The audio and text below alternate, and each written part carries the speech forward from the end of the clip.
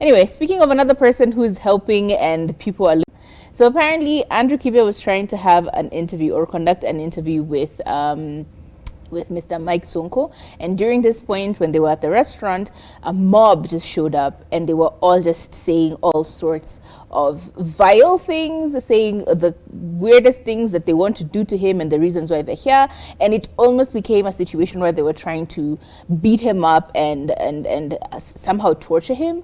So it looked really unsightly, and the video pretty much tells it all. It's a bunch of dudes, they're all showing up. Andrew Kibe is sitting on the side. Mike Sonko is trying to manage the situation and push them aside to get them to like a quorum and understand like what's the issue, where is this energy coming from, and what can we do to help. And the guys are just mad. They're just mad at Andrew Kibe for whatever reason, and yeah, it just kept going on until he had them calm down. So basically the story is that Mike Sonko has actually rescued Andrew Kibe from this very angry mob. As you can see, it was a bunch of guys, especially that guy in that black hat. Like the obscenities that were coming, he was just obscene. The words that were coming out of his mouth, you're just like, are you okay, sir? Like, is everything okay at home? Like, do you need us to intervene? Because wow, such salacious language. It was very problematic altogether. So yeah, Mike Sonko rescued Andrew Kibe from this angry mob, and we still don't know what the motivations they had and where they were coming from and why it was so heated so quickly. It's like if you hate someone and then you see them walking past and you're like, dole and dole, you know, it was very strange that a bunch of guys just show up. Mumona hata ndule pale, hebu tuende tuka. Ndio nie ya, tuende tumpate. I'm just like, why? This is just a content creator. Yes, he's weird. Yes, the things he says are very problematic,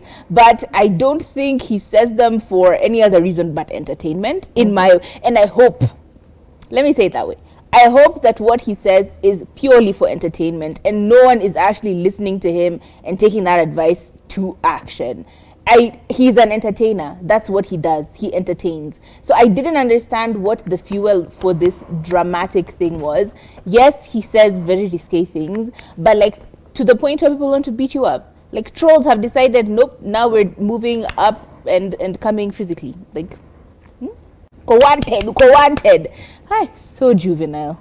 I felt like this was also choreographed. It felt like a skit.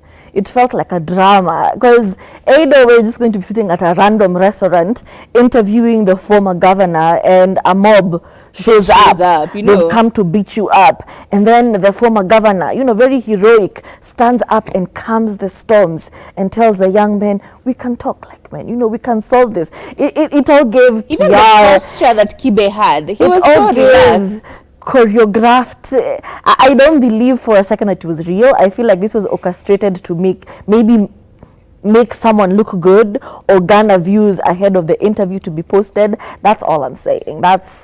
It just gives skits. Because like, how are you just sitting down? Where is the security in this restaurant? Like so many questions. But nice car though. I saw the car was very nice. Wow, governor.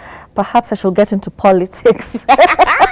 Because wow, you're a living.